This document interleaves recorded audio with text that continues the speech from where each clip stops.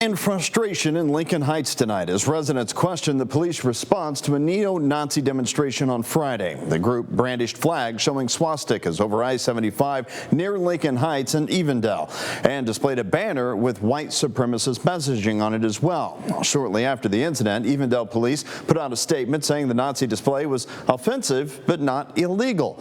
Since then, community members have been criticizing police for not doing enough and questioning the Evendale's police role in escorting the group away. Today, Hamilton County Sheriff Charmaine McGuffey addressed their concerns during a town hall, saying the Evendale police chief is reviewing body cam video from the officers involved. This has shocked every one of us. They acted in the fast, quick manner that they could to get it de-escalated. So that's what they did. They got those men back in that truck and they moved them along. And as law enforcement explains their roles in the demonstration, lawmakers are proposing some solutions, and people in Lincoln Heights are taking safety into their own hands. WCPO 9 News reporter Sean Delancey explains how. Lincoln Heights locals standing on the corner, some armed with rifles and shotguns, just a few hundred feet from where neo-Nazis rallied on an I-75 overpass on Friday. The locals keeping watch just hours after a heated meeting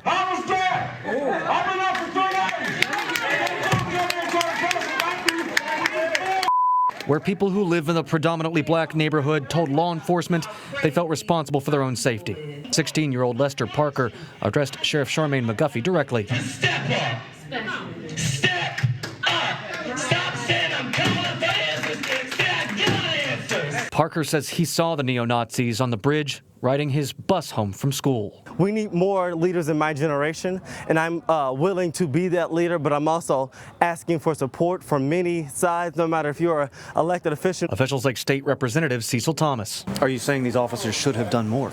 I think so. Thomas is meeting with the state public safety director to review every action taken by police that day, and then potentially proposing law changes to restrict demonstrations or protests that could incite violence. What we want to do is look at all of that, and if there's some tweaks that need to be made, if there's a change in the language, to make sure that we do not allow this situation in the realm of just a matter of a blink of an eye, you got a bloodbath. Civil rights attorney Mark Mezebov warns, however, that restrictions on speech, even speech that's highly offensive, must pass a high constitutional bar. The speech can be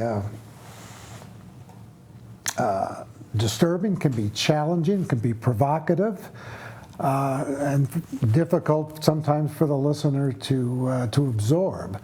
But that doesn't mean it's not protected. Representative Thomas says he plans to meet with the public safety director at a meeting on Tuesday in Lincoln Heights. I'm Sean Delancey, WCPO 9 News.